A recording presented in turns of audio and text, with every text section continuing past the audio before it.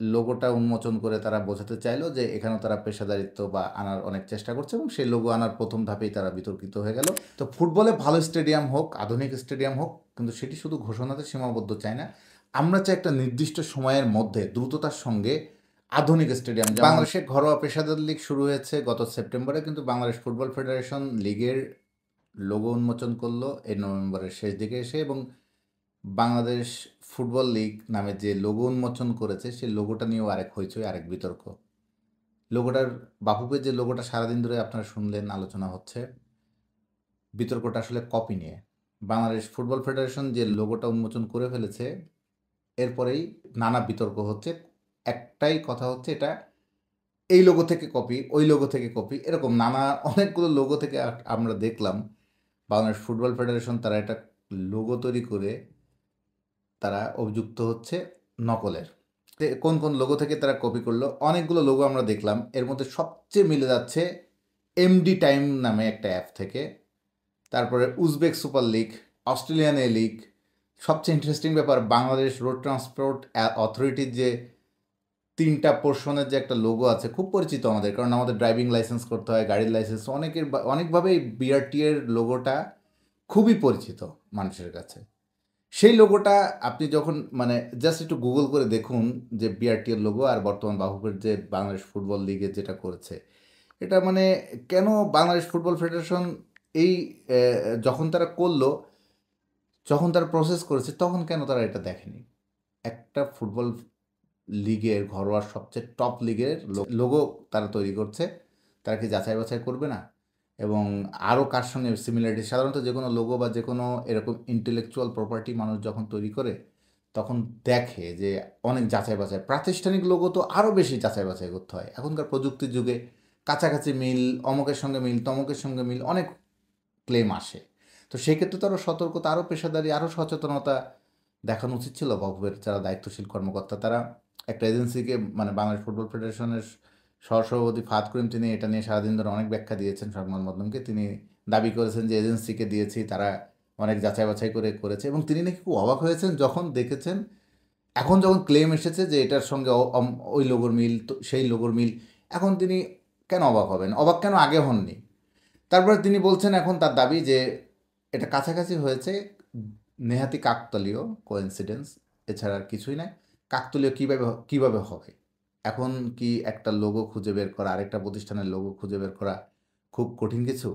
এখন জাস্ট আপনি, আপনার প্রযুক্তি আছে, সফটওয়্যার আছে, গুগল আছে, কতভাবে আপনি যাচাই বাছাই করতে পারেন যে আমি একটা ঘরোয়া ফুটবল লিগের লোগো বানাচ্ছি, পৃথিবীর ওয়ার্ল্ড ওয়াইড আর কোনো লিগের সঙ্গে এটা মিল, এই লোগো মিল হচ্ছে কিনা, বা কোনো প্রতিষ্ঠানের সঙ্গে মিলে যাচ্ছে কিনা, এটা তেমন কোনো, আর যাদের সঙ্গে যে কপিগুলো করা অভিযোগগুলো এসেছে বা মিল খুঁজে পাওয়া যাচ্ছে, সেগুলো তো খুব মানে অপরিচিতও না। ধরুন বিআরটি এর সঙ্গে, বিআরটি খুব অপরিচিত, আমাদের চোখে সাধারণত দেখলেই আমাদের ড্রাইভিং লাইসেন্স বা আমাদের গাড়ির লাইসেন্স বা যে কোনোভাবে আমাদের কাগজপত্রে চোখে ফুটে ওঠে, এটা একটা খুবই পরিচিত লোগো। আর বাবুভাইয়ের এতদিন ধরে বানালো, তারা তারা কাছাকাছি গেছে, মিলছে, এখন বলছেন কাকতলীয়। তা তারা কি কোনোভাবেই বুঝতে পারেননি এতদিন ধরে যে কেন আমরা কী ধরনের লোগো বানাচ্ছি? হ্যাঁ, ব্যাখ্যা দিচ্ছেন যে তারা একটা ফুটবলের শেপ, তারা এটা বলছে শেপ বেসড লোগো। 3টা পোর্শন দেখানো হয়েছে, তাতে একটা হচ্ছে বোল্ড, ফুটবল তো বোল্ড একটা খেলা। তারপরে বলা হচ্ছে এফ, ফেয়ার প্লে। তারপরে এলতে বলছে লিমিটলেস, ফুটবল লিমিটলেস, সব কিছুই হবে।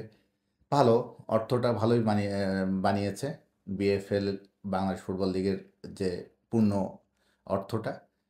কিন্তু সেই লোগোটা ফুটিয়ে, ওই 3টা অর্থ ফুটিয়ে তুলতে কেন ওই 3টা শেপই ওইভাবে করতে হবে? আরও তো অনেক ক্রিয়েটিভিটি দেখানো যেত এখানে, বা আরও যারা প্রফেশনাল, যারা বুঝলাম খুবই প্রফেশনাল এজেন্সি বা ভালো যারা এগুলো লোগো বানিয়ে অভ্যস্ত বা বানাতে পারে, তাদেরকে দিয়েই বানিয়েছে। কিন্তু বানিয়ে তো সুনামের চেয়ে আরও বেশি অভিযুক্ত হতে হলো, আরও বেশি বিতর্ক হলো, আরও বেশি অপেশাদারির বিষয়টি ফুটে উঠলো বাফুফের এই লোগো উন্মোচনের ব্যাপারটা। এখন বাফুফে যেভাবে হোক লোগোটা উন্মোচন করেছে, একজন তারা এখানে মার্কেটিং দিক থেকেও পার্টনারও খুঁজে পেয়েছে। এখন মাঠের ফুটবল গড়াচ্ছে মঙ্গলবার থেকে। আবাহনী মোহামেডান একটা দ্বৈরথ আছে কুমিল্লায়, তাছাড়া আরও 3টি ম্যাচ আছে। তো এখন ক্লাব ফুটবলটা নিয়ে আমাদের খুবই অনেক দাবি, অনেক প্রশ্ন উঠেছে, অনেক ধরনের আলোচনা হচ্ছে যে জাতীয় দল কেন্দ্রিক ফুটবল নিয়ে তো আর একটা দেশ চলতে পারে না। হামজা চৌধুরী, সমিত সোম, ফাহমিদুল জান, কিউবা, রাকিব, মোরসালিনের সবাই ভালো খেলছে বলে বাংলাদেশ ফুটবল কেন্দ্রিক একটা আলোড়ন তৈরি হচ্ছে, আশা তৈরি হচ্ছে। কিন্তু ফুটবল তো সারা বছর ধরে আবর্তিত হয় ক্লাব ফুটবল কেন্দ্রিক। ক্লাব ফুটবলে যদি সেই আমেজটা না থাকে, সেই উন্মাদনাটা না থাকে, ক্লাব ফুটবলেই যদি একটা ভালো ফ্যান বেস তৈরি না হয়, দেশের ফুটবলটা এগিয়ে যাবে কীভাবে? আপনার টেকসই ফুটবল উন্নয়নে এইখানে বিশেষ ফোকাস থাকতে হবে। সেক্ষেত্রে বাফুফে লোগোটা উন্মোচন করে তারা বোঝাতে চাইলো যে এখানেও তারা পেশাদারিত্ব বা আনার অনেক চেষ্টা করছে, এবং সেই লোগো আনার প্রথম ধাপেই তারা বিতর্কিত হয়ে গেল। এখন ফুটবল লিগ যত সামনে যাবে, যদিও ক্লাব ফুটবলের ম্যাক্সিমাম দায়ী সাধারণত ক্লাবের থাকে, কারণ ক্লাব ফুটবল কেন্দ্রিকই সারা বিশ্বের স্ট্রাকচারটা তৈরি হয় ক্লাব ফুটবলের। সেখানে ফেডারেশন হয়তো তাদের নিয়ন্ত্রক সংস্থা বা তারা অনেক কিছু হয়তো নিয়ম গাইডলাইন্স ঠিক করে দিতে পারে, বাট পরিচালনা করবে ক্লাবগুলো। এখানে আবার আরেকটা বিষয় এসেছে, আমাদের ক্লাব ফুটবলগুলো উন্নত না হওয়ার পিছনে একটা মাঠ একটা অন্যতম দায়ী। অবকাঠামোগত একটা পিছিয়ে থাকা আমাদের ক্লাব ফুটবলে। একমাত্র বসুন্ধরা কিংস বাদে কারোর বোধহয় সে ভালো স্ট্রাকচার নেই। আবাহনী, মোহামেডান এত ঐতিহ্যবাহী দল, তাদের নিজস্ব ভালো স্টেডিয়াম তো দূরের কথা, ভালো মাঠও নেই। তাদের প্র্যাকটিস গ্রাউন্ড, তাদের এজ লেভেল ফুটবল সব কিছুরই আসলে দৈন্যতা। তেমন একদম ভঙ্গুর একটা স্ট্রাকচার নিয়ে ক্লাব ফুটবল বাংলাদেশে চলছে। এখানে আমরা চাই আরও উন্নতি ছাপাসুক, এখান থেকে ভালো ভালো ফুটবলার বেরিয়ে আসুক, কম্পিটিটিভ লিগ হোক, পেশাদারি লিগ হোক। আর ওই লোগো বাংলাদেশ ফুটবল ফেডারেশন যেভাবে করলো, ক্লাব ফুটবলগুলো যেন এরকম অপেশাদারি আচরণ বা এরকম ভুল তারা যেন কম করে, তারা বরং এখানে আরও নতুন নতুন আইডিয়া নিয়ে আসে ক্লাব ফুটবলগুলো। এখানে আজকে একটা সুখবর আমরা দেখলাম। সুখবর বলছে এই কারণে, ক্লাব ফুটবলের আমি প্রায় বাংলাদেশ ফুটবল ফেডারেশনের সভাপতি তাবিদ আওয়াল তিনি প্রায় আফসোস করেন, এবং তিনি বিভিন্ন ডিসকাশন বা প্রেস কনফারেন্সও বলেন, বাংলাদেশের ফুটবলে একটা বড় সমস্যা মাঠ। তারা এখনও পর্যন্ত ফিফা বা এএফসি এই ধরনের নিয়ন্ত্রক সংস্থার বেঁধে দেওয়া গাইডলাইন অনুযায়ী যে ধরনের আদর্শ ফুটবল মাঠ দরকার বাংলাদেশের, সে ধরনের ফুটবল মাঠের অনেক বড় সংকট। ন্যাশনাল স্টেডিয়াম একটা নতুন জোয়ার তৈরি হয়েছে, ন্যাশনাল স্টেডিয়ামে আমরা ফুটবল দেখছি, কিন্তু ন্যাশনাল স্টেডিয়ামে একটা কমন দৃশ্য আমরা দেখি, প্রতিটা ম্যাচের আগে নিরাপত্তার একটা সমস্যা, দর্শক ভেঙে চুরে ঢুকে পড়ে গেটে, এবং ধারণ ক্ষমতা আসলেই যথেষ্ট নয়। এই 20-25 হাজার, 25-26-27 হাজার যাই বলি না কেন, এই দর্শক ক্ষমতা এখন আসলে এই ফুটবলকে, বাংলাদেশ ফুটবল নিয়ে যে আশাটা, এই ফুটবলের জন্য যথেষ্ট নয়। দর্শক ক্ষমতার এই বিষয়টি মাথায় রেখে আসিফ মাহমুদ সজীব ভুঁইয়া, বাংলাদেশ যুব ক্রীড়া উপদেষ্টা, তিনি তার ফেসবুক পেজে আমরা দেখছি একটা ঘোষণা দিয়েছেন আজকে সন্ধ্যায়, যে পূর্বাঞ্চলের পৃথক একটি স্টেডিয়াম নির্মাণের উদ্যোগ নিয়েছে জাতীয় ক্রীড়া পরিষদ। আর এই পূর্বাঞ্চলের বিশেষায়িত স্টেডিয়ামটা হবে ফুটবলের জন্য। ফুটবলের জন্য তারা 100 একর জমি চেয়েছে রাজুকের কাছে। এটা একটা ঘোষণা, তো ঘোষণাটার বেশি আমরা দেখতে চাই। শুধু ঘোষণাতে সীমাবদ্ধ হবে না।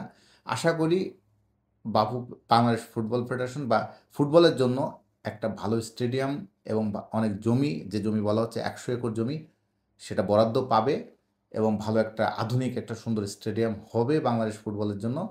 যেহেতু বাংলাদেশের ফুটবল নিয়ে আমরা একটা নতুন করে আশা দেখছি। এখানে আবার একটা জিনিস বলে রাখি, বাংলাদেশ ক্রিকেট বোর্ড তারাও কিন্তু অনেক দিন ধরে, 10-12 বছর ধরে একটা স্টেডিয়াম বানানোর গল্প আমাদের শুনিয়েছে। এর আগে নাজমুল হাসান পাপনদের যে ক্রিকেট বোর্ড আমরা দেখেছিলাম, কিছুদিন পরপরই তারা খালি ওই একই গান গাইতেন, একটা স্টেডিয়াম হচ্ছে পূর্বাঞ্চলে। 39 একর জমি তারা পেয়েছিল বরাদ্দ, সেই জমিটা এখনও বিসিবির নামে আছে, তাদের নামে বরাদ্দ 39 একর, নামে মাত্র 15 লাখ টাকার নামে মাত্র এই জমিটা দেওয়া হয়েছিল তাদেরকে। এবং এই জমির উপরে যে স্টেডিয়ামটা হবে, সেটার জন্য বিসিবি পরামর্শ ফি অলরেডি 76 কোটি টাকার উপর খরচ করে ফেলেছে। মানে প্রায় 100 কোটি টাকার কাছাকাছি ওই স্টেডিয়াম কেন্দ্রিক বিসিবি গত 10 বছরে খরচ করে ফেলেছে, কিন্তু স্টেডিয়ামের তেমন কিছুই হয়নি।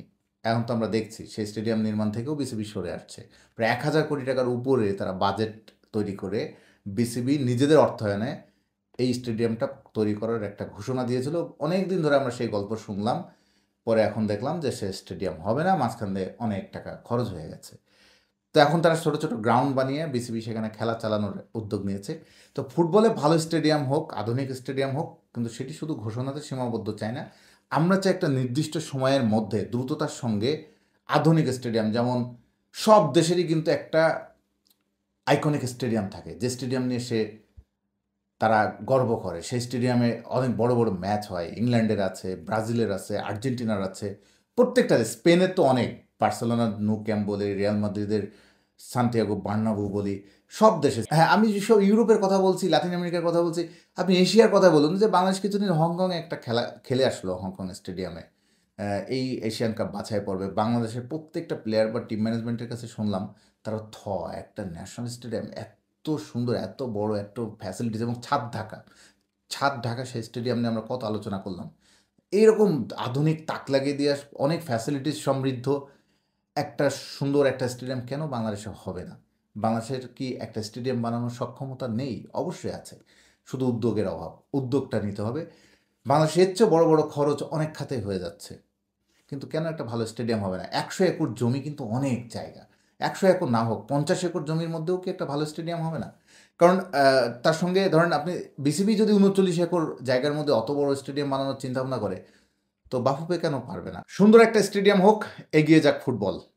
ক্রিকেট যেমন তাদের স্বতন্ত্রভাবে কিছু স্টেডিয়াম পেয়েছে, মিরপুর শেরেবাংলা স্টেডিয়াম, সিলেট আন্তর্জাতিক stadium, Chattogram stadium, Bogura Shahid Chand stadium. এরকম ক্রিকেট কিন্তু গত ২ দশকে কিন্তু অনেক আলাদা আলাদা নিজেদের মতো করে স্টেডিয়াম পেয়েছে, ফলে ক্রিকেটকে এগিয়ে নিয়ে তারা বেশ সুযোগ পেয়েছে। কিন্তু ফুটবলে নিজেদের কোনো স্টেডিয়াম সেভাবে তারা কখনো পায়নি। স্টেডিয়াম নিয়েই দুনিয়ার টানাটানি এই ৫০-৫২ বছর ধরেই হয়ে এসেছে। একসময় ক্রিকেট ফুটবলের সঙ্গে হতো, এখন আবার ফুটবলের সঙ্গে অন্য ফেডারেশনগুলো লাগছে। তো এই সমস্যার সমাধানের জন্য আমাদের দরকার একটা ফুটবল ডেডিকেটেড খুবই উন্নত স্টেডিয়াম।